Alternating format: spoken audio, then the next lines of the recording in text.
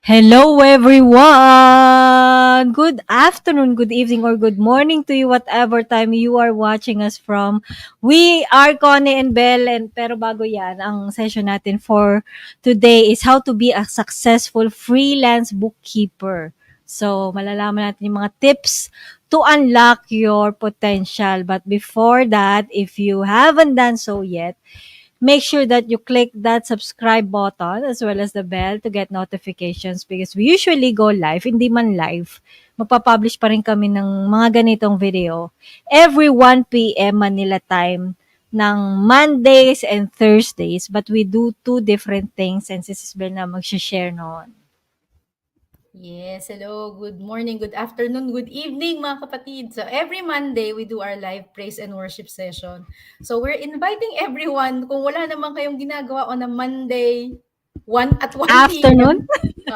Monday afternoon, siguro kakatapos nyo lang ng lunch ng mga panahon na yan. So sabayan nyo kami mag-praise and worship at 1 p.m. Mondays, Manila time. And then Thursdays, same time, 1 p.m. come August. Tama, August na to, no? Mm. So Thursdays, 1 p.m., Connie and I talk more about freelancing, about digital marketing, about our work as virtual assistants, and we also interview guests from the different industries, from the different VA niches. So if you're interested to learn more about how to earn online, catch us live every Thursday at 1 p.m. Manila time. Yes, and speaking of mga digital marketing chuchu, ayan, if you want a guide on how to ika-close up ko ba or kakainis naman 'to si background eh. Ayan, how to start your virtual assistant business. Feel free to visit conniezabala.com/VA book to know more about it kasi available siya in print, ebook, Kindle, and audiobook. Ayan. And if you want pahapiyaw muna, patikim. O, ayan, sige, punta ka dito, bit.ly/VA free chapter. Okay. So, pero bago pala yan, let's have an opening prayer pala. Muntik na tayo magkalimutan. Let's remember that we are in the presence of God in the name of the Father, the Son, the Holy Spirit. Amen. Lord, we praise you, we glorify you, we honor you. We thank you for blessing us these past few days. We're grateful for all the resources and the people you're sending our way so we can bless others and do what you called us to do. We ask for forgiveness for every wrongdoings we committed. We lift up to you every person who is watching and listening to this podcast. We pray that you open their hearts and minds so that whatever we share with them will create an impact on their businesses. We also lift up to you, Bella and I, as well as our special guest for today's session. Pour out your Holy Spirit in us so we will continue to have the courage to say the right words, to share what you're teaching us with the goal of telling your truth. Help and remind us, including our sisters and brothers, that we are building and thriving in our businesses to glorify you and serve the people we work with. We believe that whatever success we have, we owe it all to you. All these we pray in Jesus' name. Amen. Father, Son, Holy Spirit. So, ayun. Again, our session is all about how to be a successful freelance bookkeeper. Ayan. So, i-ready nyo na yung mga questions nyo. Ayan, sige go. Introduce na natin ating special guest. Yes. Meron medyo medyo mahaba yung babasahin ko but I want to capture them all.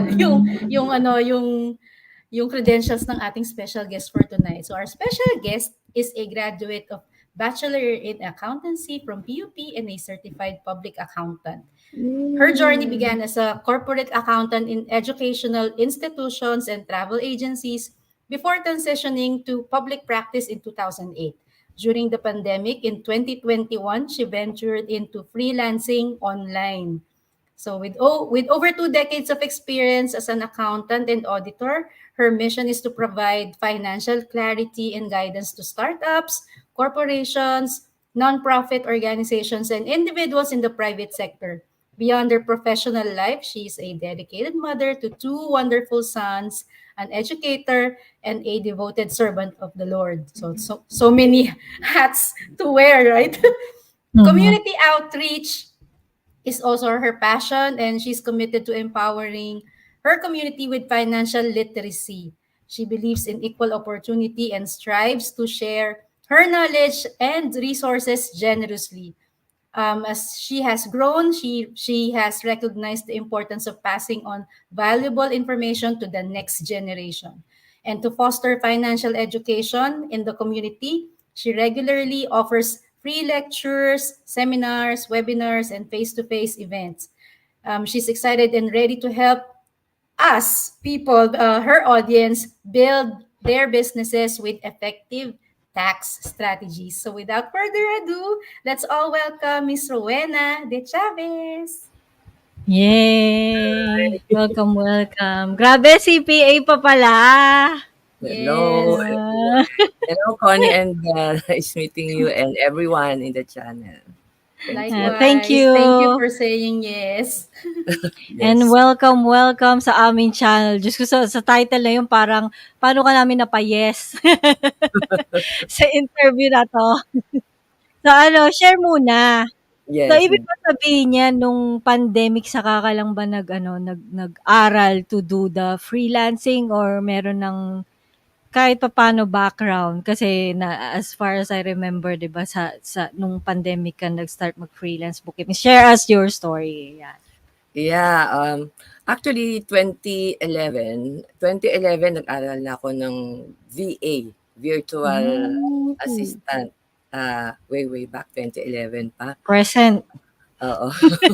Tapos, nagturo din ako sa mga kasama ko. So, kasabayan nun yung mga kasama kong staff sa accounting ay tinuruan ko rin. So, hindi sila lahat accountant, pero lahat ng tungkol sa accounting and tungkol sa pagiging VA ay inaral din namin. So, parang naging ano ako, parang naging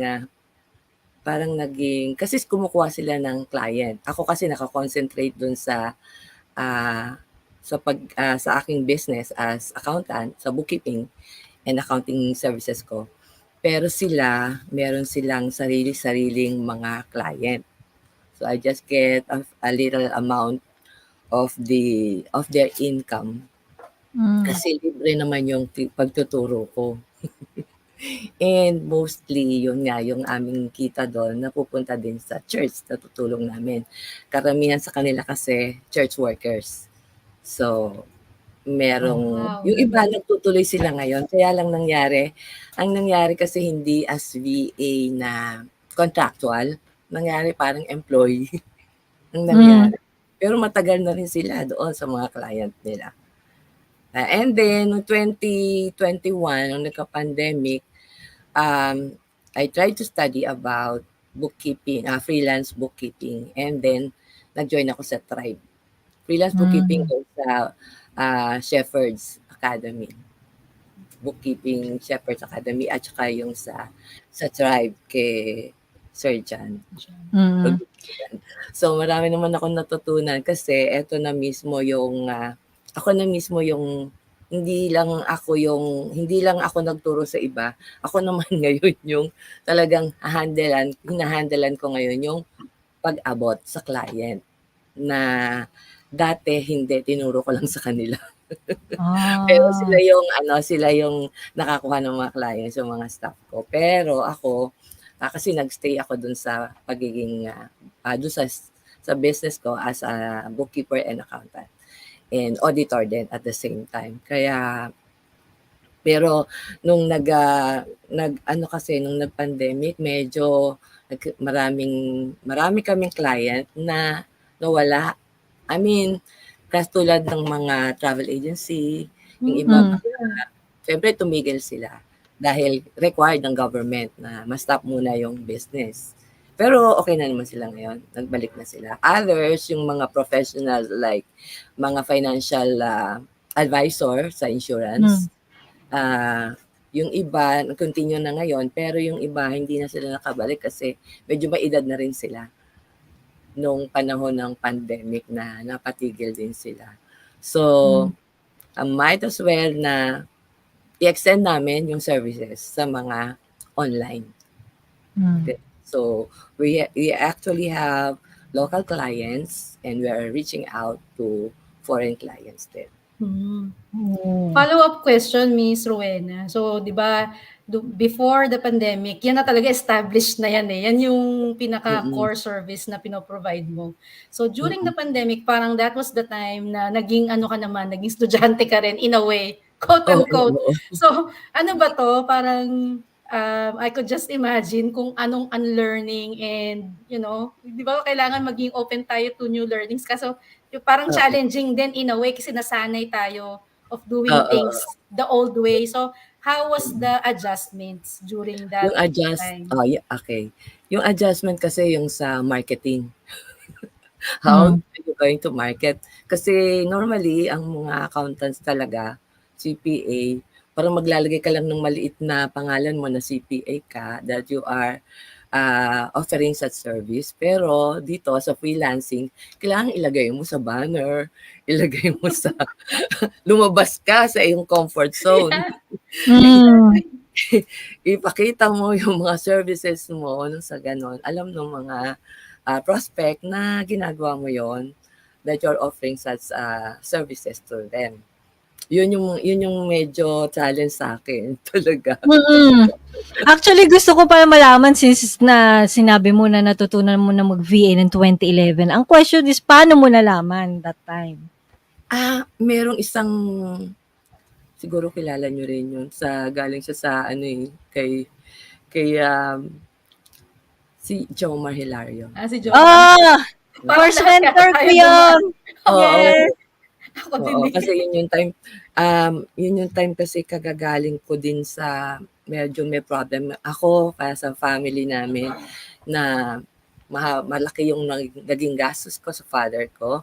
So, kailangan kong mag-exert ng effort para mas matuto pa sa iba pang industry. Income. Madagdagan yung income. Pero nag-okay naman siya talaga na ayos naman. Kaya lang, syempre, along the way, within parang 10 years, marami sa mga mahal ko sa buhay ay umuwi kay Lord. Kaya, hindi lang ako sa family, o yung unang husband ko, sumunod yung husband ko. So, 10 years na siya ngayong wala. Pero, sa biyaya ng Diyos, we exist dahil kapartner natin si Lord. Yes. Kapartner natin si Lord. Yun nga. Nung pandemic din, yun nga, marami din yung mother ko, yung brothers ko, pamangkin. Medyo marami silang nawala. So, hindi lang kasi ako sa family, as yung core family ko, meron pa akong as parang head of our extended family. Yung parents ko at saka yung ibang brothers ko. Yung ganon. Although may kanya-kanya kaming family, pero syempre, pagdating na po sa kung sino yung medyo meron namang pwedeng itulong, hindi naman natin wini-withhold ang tulong natin. Kasi kung sa community nga, ay nag-extend tayo ng tulong sa mga tao. Hindi lang sa word, kundi kasama ang bulsa, syempre. So, lalo na sa ating family. Yes. Ayun. True. Ayun. So, ayan, parang sort of follow-up question din kasi since need mo mag-adjust. Alam ko you need to integrate new technologies compare sa pagiging CP, yung ginagawa mo before sa ngayon. So, how do you integrate new technologies sa pagiging freelance bookkeeper? Ayan. So, medyo nahirapan ako doon sa QuickBooks. So, now, ginagamit na namin ngayon yung QuickBooks doon sa business namin. Sa business ko. Nakita ko naman, mas madali na gagamitin mo siya kaysa yung aaralin mo lang tapos i-apply sa client. So, it's better na sabi nga, walk the talk yun kasama sa pointers ko yun na kung yun ang gusto mong gawin sa iba, gawin mo muna sa sarili mo. Nung sa ganun, hindi ka mahirapan. 'Di ba? Madali mo ma-explain, madali mo matutunan. So, updated ka din. Ganun. Yun, pati yung sa zero, inaaral din namin. So, gano'n mas maganda na i-apply sa sarili mo kasi business, actually tayong mga freelancers, entrepreneur din tayo in ourselves, 'di ba? May kanya-kanya tayong business. So, bakit hindi ko i-apply? Mas madali, Yes. 'di ba? 'Yun. Yes. Ang weird Ganda naman, ng mano-mano ka tapos yung client mo. alangan naman naka-logbook pa tayo, sis. Oo nga, eh. 'Di ba? Magandang Talaga ano, namang magandang sige. i-highlight yung point na yon kasi like yung sinasabi nga namin ni Sis Cons, I mean, na-mention na namin to before, like yung kunyari, e-com VA ka, yun yung expertise mo. Eventually, di ba, parang yung level up mo, you run your own e-com store. Di ba, parang kung Oo, ano yung ina-apply nating, pinoprovide nating service sa mga clients natin, why not, di ba? Yun yung next level. oo, Kasi aralin. business pa rin naman tayo at the end of the day. So maganda yung practice ni Miss Rowena kasi ginagamit talaga nila sa sarili nilang business.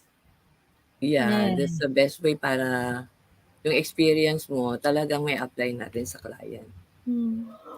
Oo. Yan. So next question, since matagal ka na sa industry do you have Oo. any tips you can suggest to build and maintain strong relationships with your clients? Oo. Actually, sinagutan ko yung mga question niyo dati. Tinahanap ko kanina. So, mga tips natin sa client, to build our clients. Medyo eto lang. Yun nga, siyempre we reach out, 'di ba? We reach out na nagpo-provide tayo ng value through posting, 'di ba? And then nagkakaroon tayo ng cheerleading. Cheerleading, yung ginagawa natin sa freelance. Nagche-cheerlead tayo.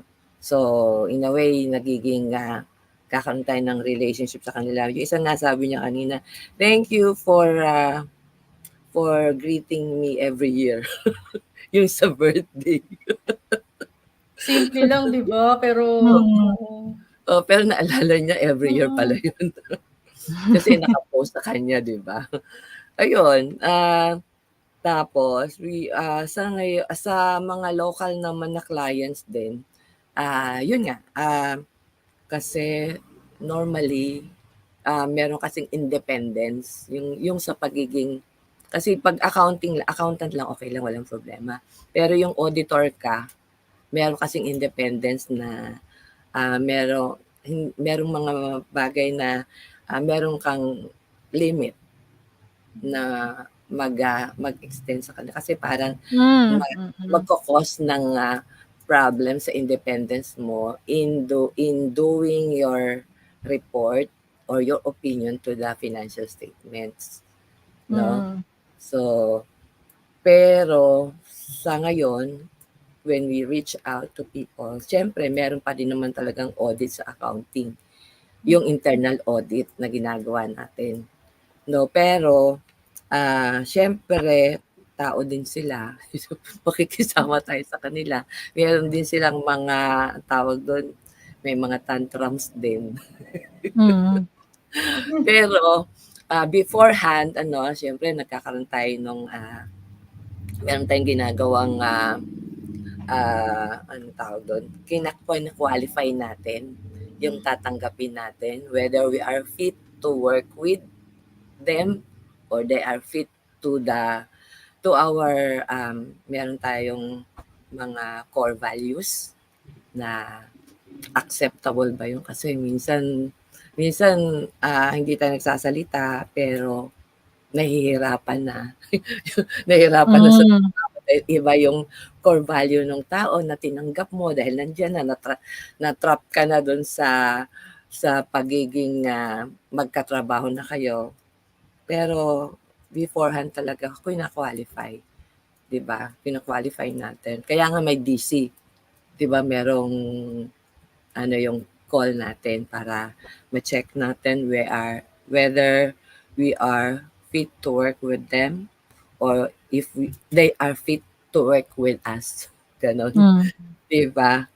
So, yun. At saka yung meron times din na ang problem, yun nga, na sa halip na contractual basis that you are both business to business, working as business owner and them as business owner as well. And then you are a partner with them in the business. Ang nangyayari ay nagiging employee-employer relationship. Kaya parang unfair dahil Mm. hindi ka na makapag-demand nung dapat may increase ka na quarterly or 'di ba, meron kang may nagpirmahan man kayo parang hindi na natutupad dahil nga naging malapit na kayong sobra, naging familiar na sa isa't isa. Mm. So, Oh, yun, oo yung nga, no, disadvantage din pala yun. Oo, totoo. Kasi yun nga yung sabi ko kasi yung mga staff ko na nagkaganon, hanggang ngayon hindi sila makaalis. Tapos hindi sila makareklamo kahit na gusto lang mag-demand ng increase, hindi. Ang increase lang sa kanila 0.50 centavos Grabe, Ale! per hour. Sabi ko, bakit kayo nagtitiyagaan dyan? Dollar ba yan o baka pa peso pa yan? Kaya nga, hindi, dollar nga, pero Okay, hanggang pero ngayon, magkano lang din yun? kasi nga hindi na-establish yung contract na business to business kayo. Hindi kayo employer-employee relationship, 'di ba? So, pero yun nga yung pinakaano natin sa freelancers, 'di ba? We can hire and we can fire Yes. kapag hindi na suit doon sa ating sa preference natin sa work. Yun. Emphasize ko lang din yun, yung highlight natin yung sinabi ni Miss Rowena. Kasi yung question, di ba, paano ma-maintain yung strong relationships with clients. Pero maganda yung pinoint out niya na yung pag-qualify. Kasi di ba parang it won't make sense na itry natin na mag-build ng strong relationship kung sa umpisa pa lang, hindi na talaga, hindi na kayo Oo. match. So Oo. napaka-importante talaga nung step na yon before pa tayo dun sa paano ma-maintain yung strong relationship. Hindi talaga hindi magtatagal, hindi sustainable, or if ever i-sustain, magiging bitter kayo in the long run. Diba? Para Totoo. everyday kasama mo siya pa, oh my God, sumasweldo ako dito eh. So yun lang. Medyo Qualify mahirap na. kasi ang hirap nung nagwo-work ka na nahihirapan ka naman. Kaya nga tayo pumunta sa freelancers kasi Yes. umalis tayo sa 9 to 5 na Yes. trabaho, di ba? Life is too Tapos, short Yeah. para magtiis. yun. Yun isa yun sa mga talagang napaka-importante sa mga freelancers na. Yes. Ayan, next question. Kasi given na marami ka ng experience, I'm sure you have challenges na. Pero meron bang certain freelancing journey? Kasi ka na nagsaserve ka na sa community and all. Pero meron bang specific freelancing journey na nagpa-remind for your spiritual growth? Meron bang ganong situation na nangyari? Oo, meron. Kasi merong mga clients na akala nila yung nakakalimutan yung contract o yung una yung pinag-usapan. Actually, sa accounting kasi, akala nung dati kasi, pag sinabing accountant ka, parang ikaw na bahala lahat-lahat. Pero hindi naman talaga ganon. Because what we do will come only from the client. Kung ano lang yung binigay sa'yo, yun lang ang pwede nating i-produce na outcome ng trabaho. So, pagka nagkakaproblema na sa BIR o kaya sa mga tax authorities na ikaw na yung sinisisi,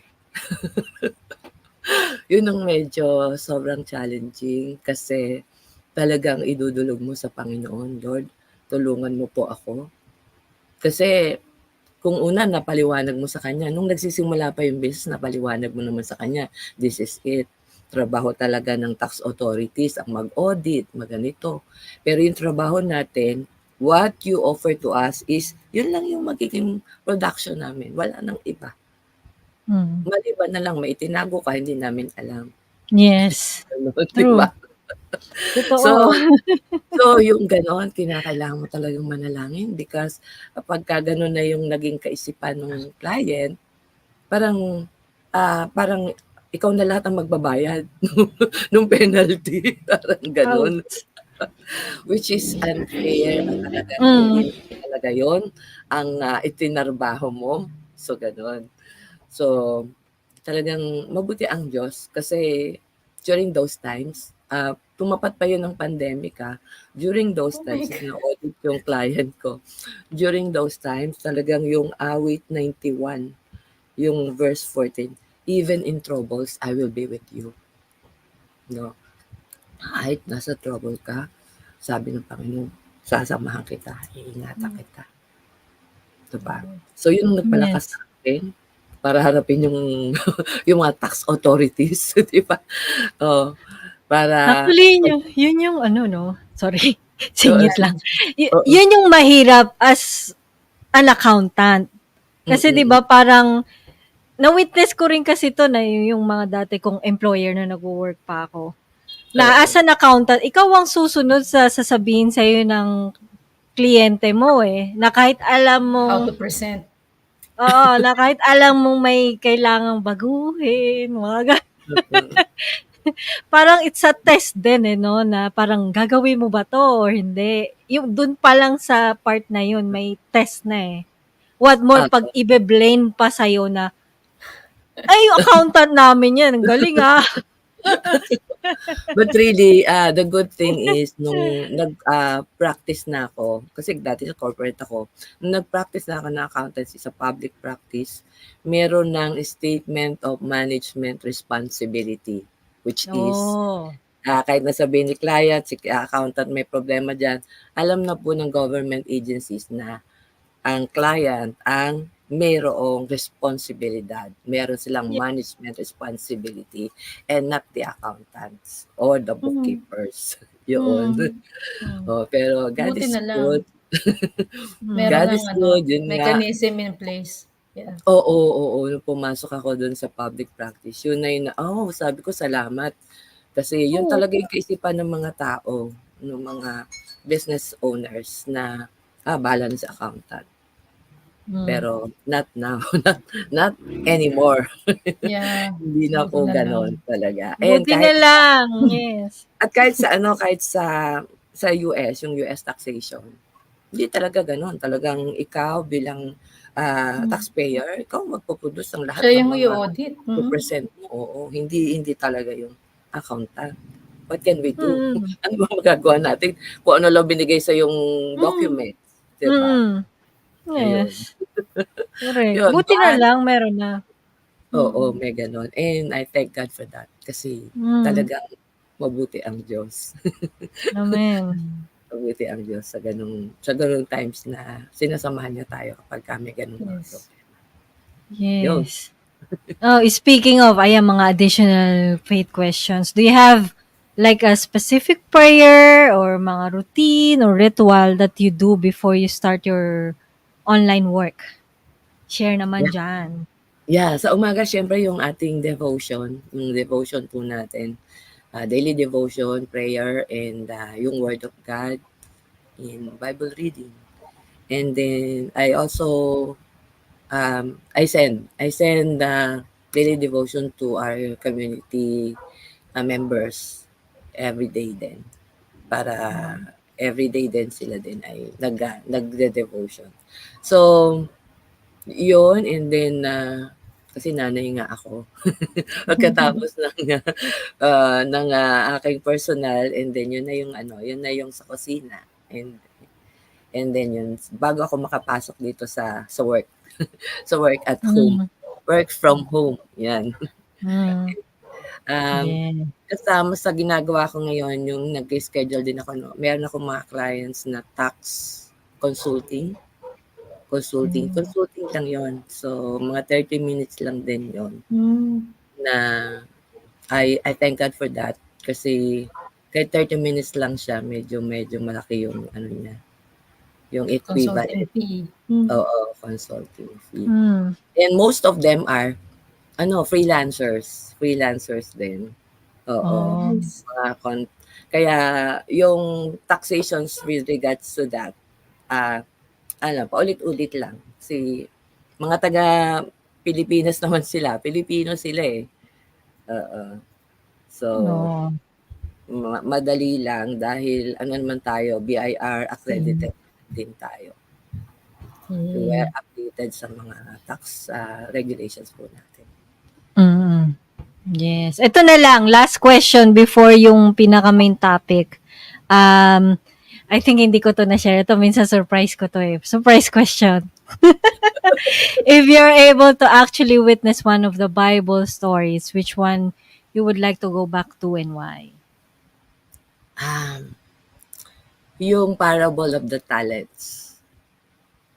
Yung parable of the talents, merong binigyan ng 5,000, yung isa 2,000, yung isa 1,000. That we have to be productive and produce hanggang hindi pa bumabalik yung may-ari.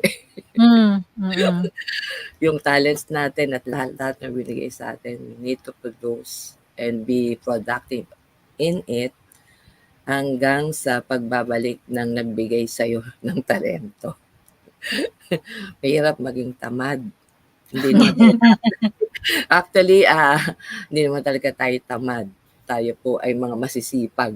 Ng mga Pilipino talagang sobrang masisipag. And ang kailangan lang ay yun nga, nung natutunan natin sa freelancing ay maging smart. No? Yes. Diba, ubos yung oras mo, kumikita na nga, pero naubos na rin yung oras mo sa family.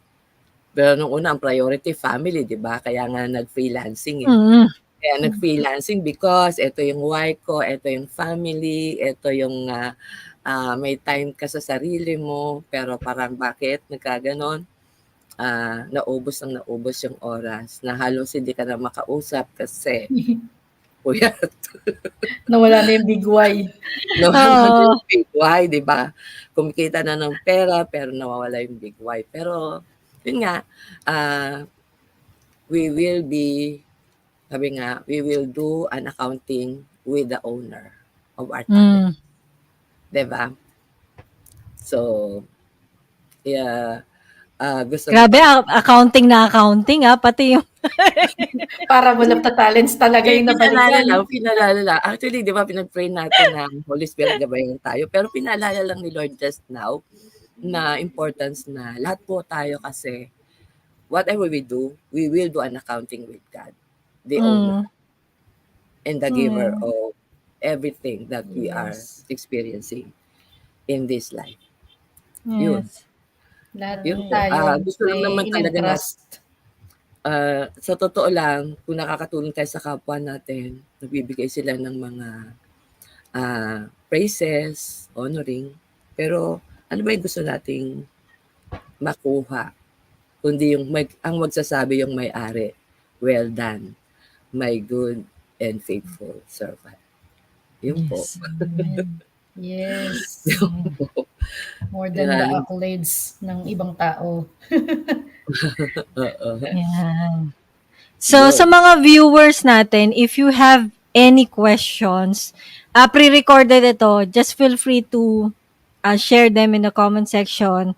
Obviously, wala yung guest, pero we will relay namin yung mga questions nyo sa kanya. So, go ahead and ask lang. So, ngayon, yung next part, ito na. So, solo ka muna. Share mo na yung you want to share kasi we're going to discuss how to be a successful freelance bookkeeper. So, take it away. Okay. Thank you so much. Also, I share my screen. Okay.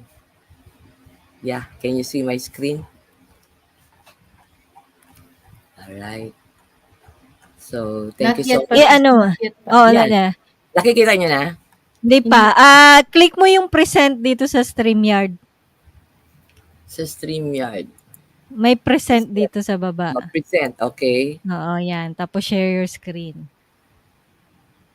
Okay, share your screen. Share. Yeah, can you see this? Yan. Ayan. Yan na? Yes, thank you so much for having me, Miss Connie and Miss Bell, in Freelancing with Faith. Talagang thank you na ako ay nakasama dito. So, this topic is unlock your freelance bookkeeping potential. These are top tips for success. So, hindi ko na-introduce yung sarili ko. I've been introduced. Thank you so much.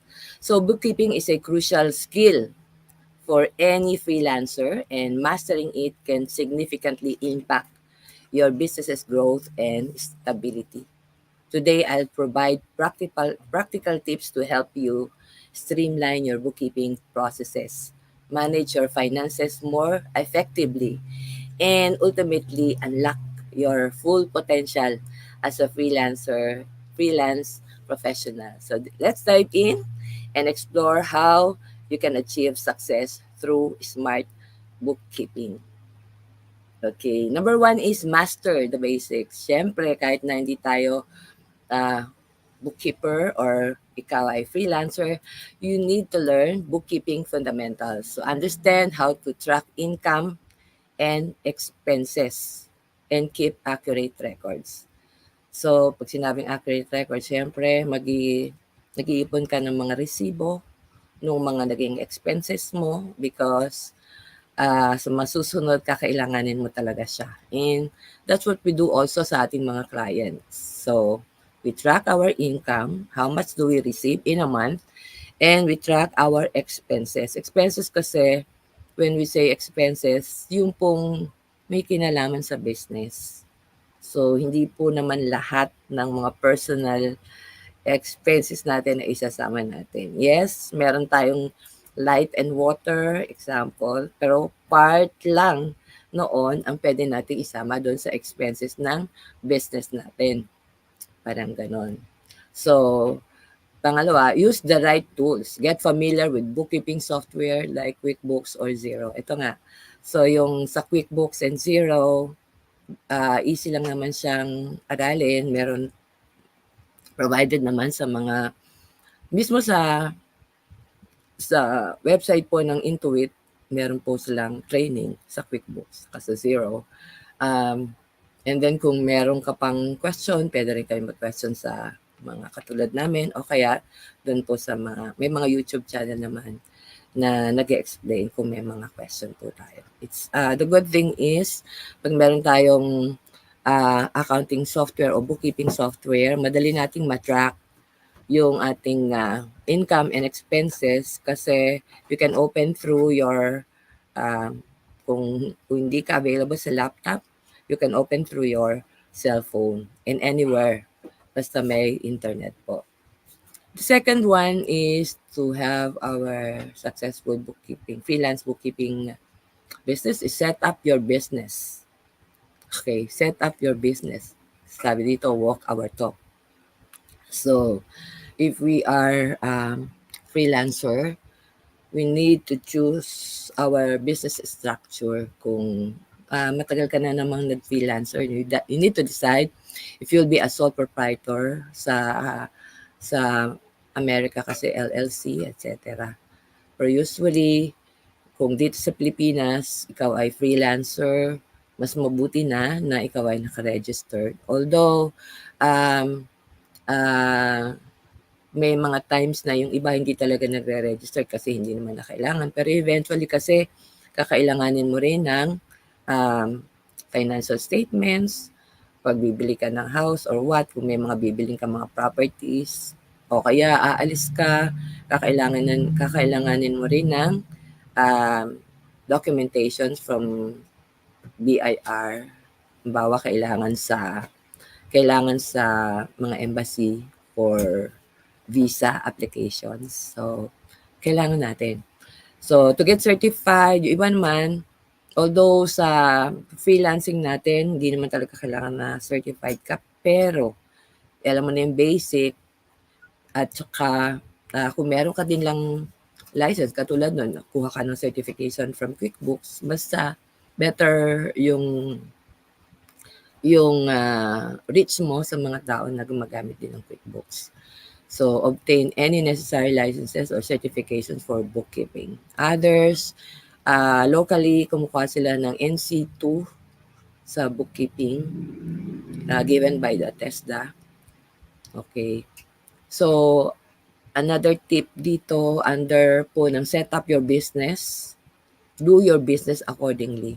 So, if you are a bookkeeper doing bookkeeping with, if you are a freelance bookkeeper doing bookkeeping with your clients, siyempre, ikaw din mismo ay you yourself should register your business as a bookkeeper and do your books as much as you want your client to be compliant as well. 'Di ba? Parang mahirap naman na, oh sige maging compliant tayo, ito gagawin natin. Pero tayo mismo ay hindi rin compliant.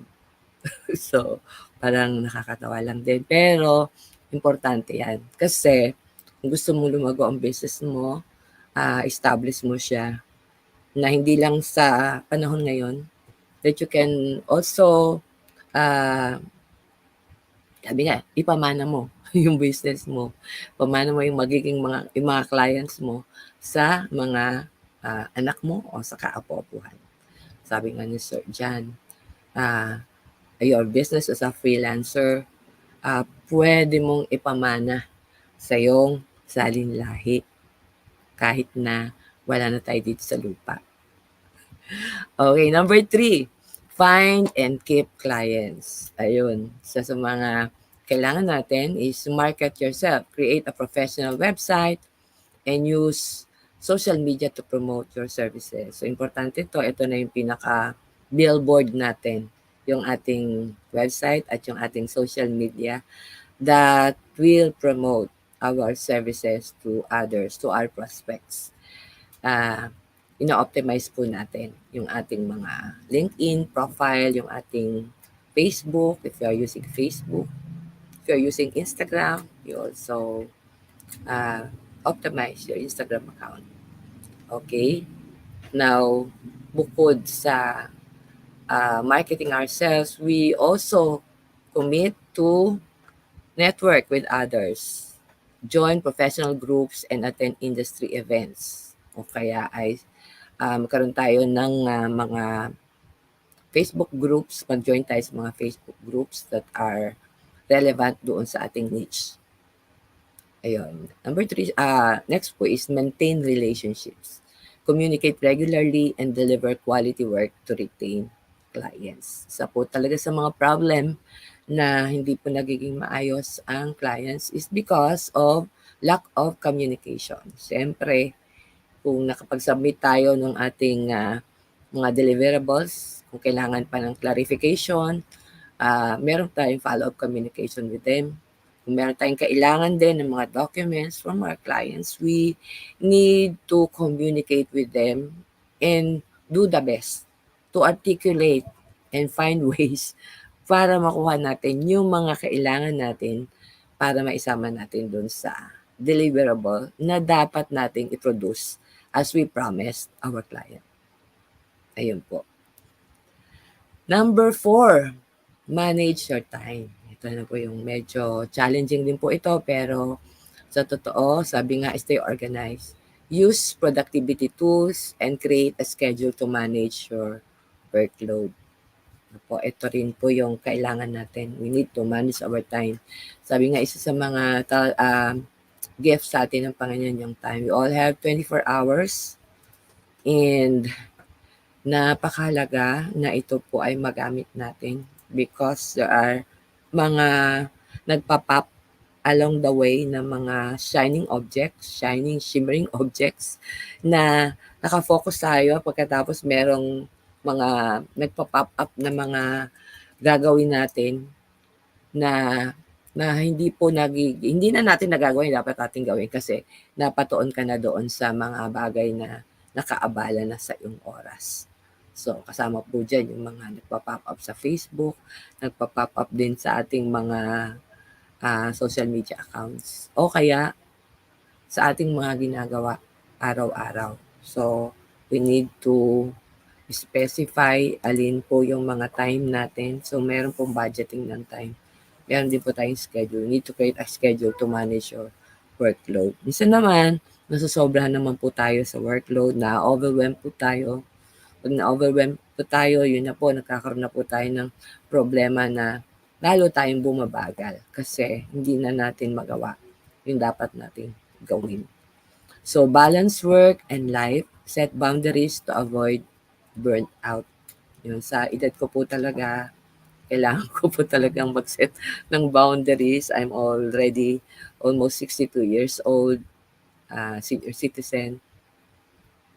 Pero kailangan po natin, normally, as freelancers, yes, nasa bahay po tayo, pero but we need to schedule our workload so that we will have time for ourselves, time for God, for ourselves, sa work natin, sa community, at sa lahat ng mga hotspot na meron po tayo. If there are times that we need to say no, sabi nga, one of the most anointed word is to say no. Bakit? Kasi you need to balance your work, your life. Number 5 is price your services. Ito, sa pricing po ng services, tinuro po sa atin yung pagpaprice ng services po natin. Sabi, set fair rates. Base your rates on your experience and market standards. Na po. Minsan nakakakita po tayo ng mga clients na nagtatanong na ng rate natin bago pa natin makausap kung ano talaga yung problema natin. Pero saan ba talaga base yung ating yung rate? Di ba po? Sabi, based on your experience and market standards, and syempre based dun sa problem na dapat nating i-resolve doon sa client po natin. Okay? And that would be fair. Madalas po akong mabudol pagdating dito kasi usual, ang sasabihin ni client, kailangan malaman ko na kasi papagawa na ako sa iyo ng magpapatrabaho na ako. Tapos, magkano na talaga? So, ganun po. Pero sa totoo, ang nangyayari, hindi talaga din sila kumukuha because yung tao pala, yung prospect pala ay nagmamarket. Parang divisoria lang. Naghahanap ng mas mababa. Hindi niya nakikita yung pag hindi natin hindi natin siya nakausap ng maayos at malaman kung ano talaga yung problema niya, hindi niya ma-assess kung gaano kahalaga talaga yung services na dapat na makuha niya sa'yo at yung value noon sa kanya. Kaya importante po na makausap po muna natin siya at malaman po natin yung kanyang pinaka-pain points at kung ano yung dapat ma-resolve doon sa kanyang business na kaya natin i-offer sa kanya o kaya natin gawin sa kanya. Sabi pa rito, use contracts and invoices. Define the scope of work clearly and ensure timely payments. So ito po, importante po. Contracts are important. It serves as a safety sa'yo as service provider and safety din doon sa client. Kasi you will not be asking for rate over and above doon sa kung anong nakalagay sa contract. Except kung merong pinagawa na works client na wala doon sa contract. Siyempre, that's for another amount or price beyond doon sa napag-usapan ninyo sa kontrata. So, importante po ito. And dito po ito natutunan ko po sa freelancing, ensure timely payments. Kasi usual, bago tayo maningil, kailangan natapos muna yung trabaho. Pero meron tayong tinatawag na sa freelancing, we ask for upfront fee. Di ba po? At least 50%. Para nang sa ganon ay meron naman tayong meron tayong magagamit during the course na tinatrabaho po natin yung kanyang work. na pinapagawa sa atin. So, we need to ensure timely payments. And if we are using software like QuickBooks po, madali po natin mapa-remind sila kasi automatic na yung magre-remind sa kanila. So, hindi mo na masyado magiging problema kasi automatic yung software. Kung na-set mo na po yung reminder, mare-remind po si client tungkol sa fees na dapat niyang bayaran. Pero, syempre, maganda rin po na i-inform din po sila. So that, hindi po tayo nagtatrabaho na luhaan. Meron din po kami na-encounter na problem sa mga ganyan. Yung iba po nagpatrabaho tapos nag-ghosting. Bigla na lang nawala yung client. Hindi pala nagbayad. So, yun. So, I'm sure this will help us, and kung meron pa, we need to unlock our freelance bookkeeping potential. We need these top tip secrets, master the basics, need to set up your business and walk our talk. Tayo mismo gagawa. And then find and keep clients. Pagka nakip natin yung clients, hindi lang po yan 1 taon, 2 taon, 3 taon. Usually sa amin po, ang clients po namin nasa 10, 12 years na po sa amin. So, di ba po, mas maigi yung hindi ka masyadong hanap na clients. Although, kasama po yun sa marketing.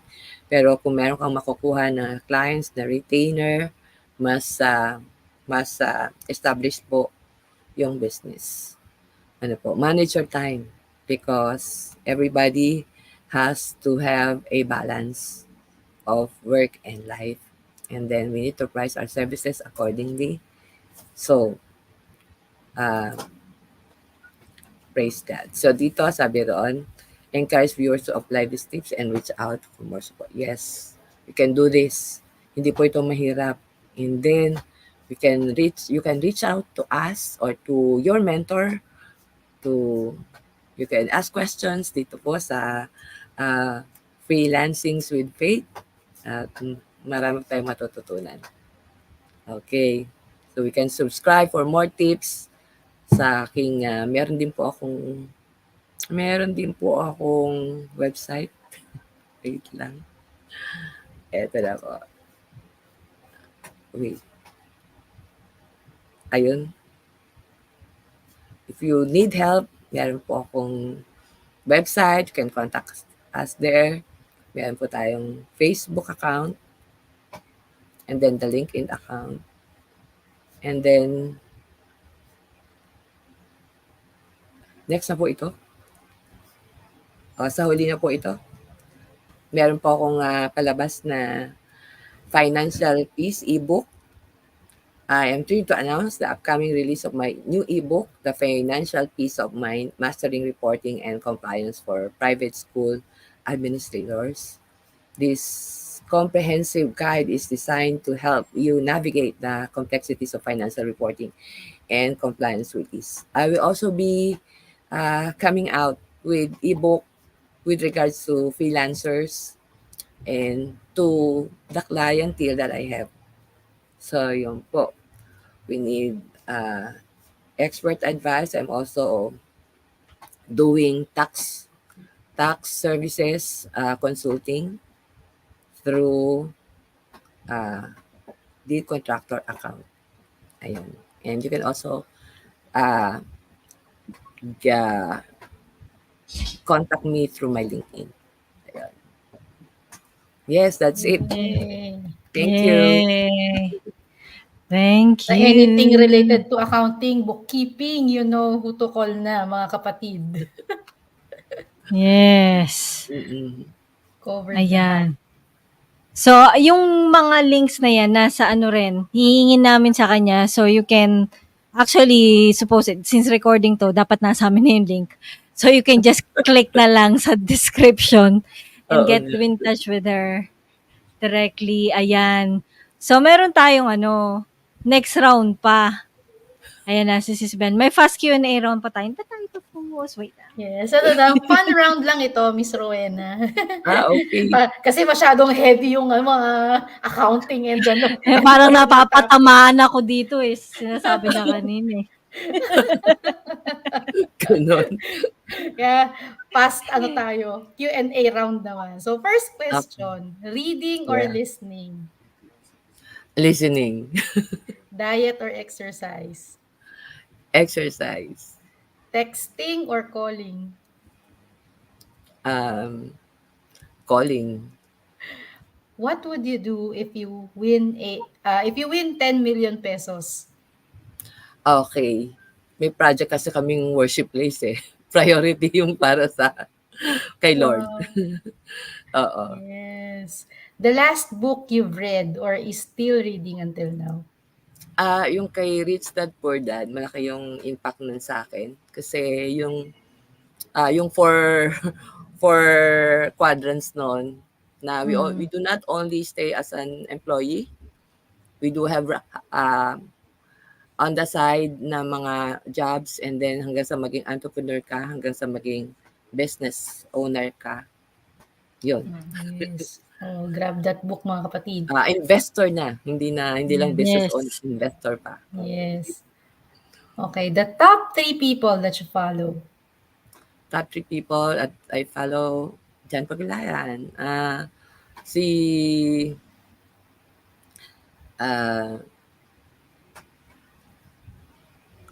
ano yun sa 5-minute bookkeeping, Veronica Okay. Pasek. Okay, and then si sa Feast, si Brother Bo? Terbo, yan. Isa yun sa mga nag-enlighten sa akin sa mga pag-invest. Financial. Yung sa Truly Rich Club. Yeah. Yes. Yan. Next question. Who is your all-time celebrity crush? Matagal na. Si Gary Valenciano. Buti na born again na. Nabago na yung buhay niya, no? Kasi dati may sakit siya, di ba? Pero okay naman na. Yes. Yun. Your favorite day of the week? Favorite day of the week, Monday. Favorite place that you've been to? Favorite place I've been to, sa Baguio. Favorite childhood TV show? TV show.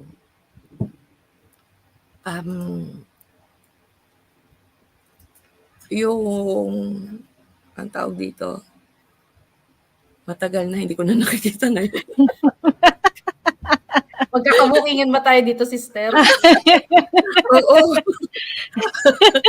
Ang tawag doon, Popeye the Sailor Man. Okay. Lagi. Meron siyang strength. Yes. Niya sa Spinach. peanuts. No? Pero ngayon, ang strength natin, kinukuha natin sa Word of God. Yes. Spinach natin, araw-araw. Yun. Yes. Talagang sa question talaga na to malalaman ng iyot. Okay, sis, next question. If you could travel to any place on earth, where would you go? Dubai. Ooh. Yung makakapag-drive ng pipindutin mo na lang. Wala pa raw dito sa atin, kaya hindi pwede dito eh. Mga naka-autopilot. Yung pipindutin mo na lang, tapos pupunta na sa lugar na gusto mong puntahan. Ganun din. Wala nang stress. Pangarap na. What is prayer to you? Prayer to me is a communication with God. It's not hindi nakakulong doon sa 2 hours, 3 hours. Actually, you can communicate with Him the whole time of the day. If given a chance po. Kasi totoo lang, as a single mom, siya na talaga yung partner ko. Every day. Opo. So, yun po yung communication with Him. Prayer. And then, Next question. Do you have a go-to worship song? If yes, please share. Yung I love you, Lord. Oh, your mercy never Ah, fails. goodness. Goodness The of God. goodness of God. Yan, yan, yan. Wow. Yun po. Mm. Talagang pinangahawakan natin yan eh. Ask Okay. permission or beg for forgiveness. Ask permission is better. Yes. And then last but not the least, if you could have a face-to-face conversation with God and ask him one question or say one thing, what would it be? Isa lang, thank you. Thank you, Lord. Yung araw-araw na, sabi ko nga, araw-araw meron tayong time para magising, para makapag-communicate, makapag-work, makapag-minister sa Kanya at sa mga tao niya is talagang thank you, Lord. Thank you, Lord. Talaga. Yun po. Yes. Grateful heart talaga. With a grateful heart talaga. And that concludes our past Q&A, sis. Thank you for Yun, thank you playing so much. along. Yeah. Pero ano muna, any last piece of advice sa ating mga aspiring freelancers? Okay. Number one, connect. Connect to the giver of wisdom. Giver of life. Kasi minsan talagang may mga pangarap talaga naman tayo eh. Kaya lang minsan, nawawala tayo dun sa focus kung kanino ba talaga nanggagaling. And Yeah. sa freelancing talaga, we need to work our faith. 'Di ba? Kasi maghanap ka ng client, siyempre si Lord magbibigay ng client. I started na ang una ko lang Lord, makatulong. Makatulong lang ako. At hindi po ako maghanap ng client during that time na wala pa ako sa freelancing. Nasa public practice po ako. Sabi ko, Lord, bigyan mo lang ako ng client. Ayoko po maghanap kasi alam ko pag nag-provide ka, hindi ko magiging problema. So, indeed, God is faithful. From one client, referral na lang po ang sistema. So, pag inuna natin siya, actually, yun yung yung pinaka-life verse. Inuna natin siya ang kanyang kaharian, ang kanyang katwiran, lahat ng ito, daragdag po sa atin. So, yun po yung laging life verse ko kasi if inuna natin si Lord, everything that we need will be provided. We need client, Amen. we need provision, we need healing, we need wisdom. Hindi po natin alam minsan maghapon kung ano yung nakalaan na challenge. But kung nauna na natin si Lord, God will give us wisdom kung paano gagawin. Yun. Pangalawa, yun nga, love our work. Kung binigyan po tayo ng work, to our best. Pag binigay natin yung best, wag po yung mambudol. Kasi yung iba po talaga po eh. Yung iba talaga, ito yung over-deliver, over-promise, pero walang deliver. Yes. Diba? Sabi nga, ay instruction nga sa atin ni Sir John, sabi niya, over-deliver. Diba? Mag-over-deliver. Yes. And yun, yung sa finances natin, siyempre nauna na si Lord.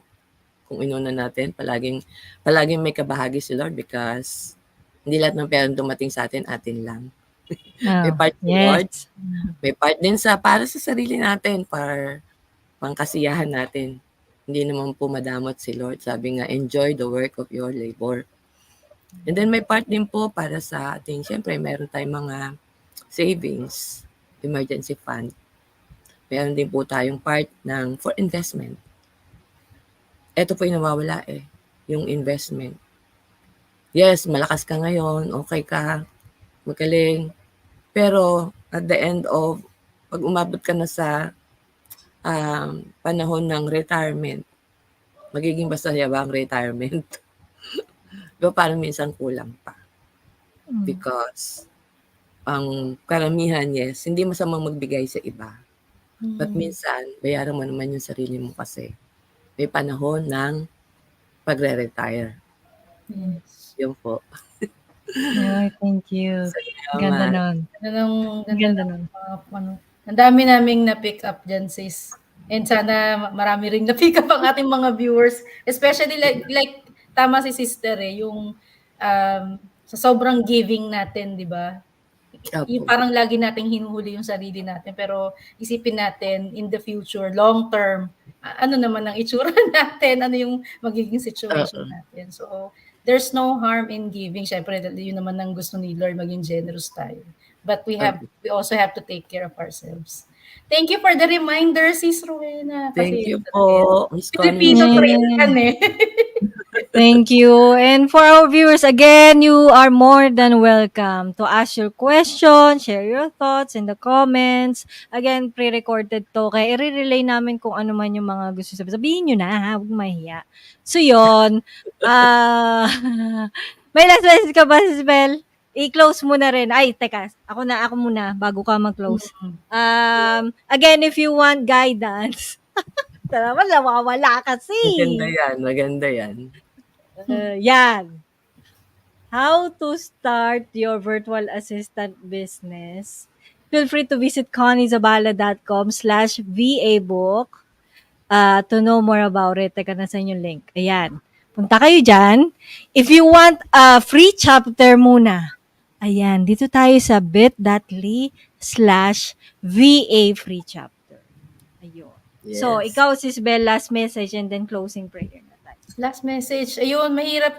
Lagi naming dialogue ni Sis Cons dito. Mahirap yung sinasabi namin na trust and surrender until you exercise that faith muscle. Yung paano ba dumarating yung blessing na kung kailan wala kang masyadong effort. Pero ganun mag-work talaga si Lord eh. Tama si Sis eh. Seek ye first the kingdom of God and everything will be added unto you. Diba? So yun lang gusto kong i-reiterate yung message na yun. Kasi minsan nawawala tayo sa focus. Although, favorite disclaimer ni Sis Cons, hindi naman ibig sabihin na wala tayong gagawin totally ha. Oo.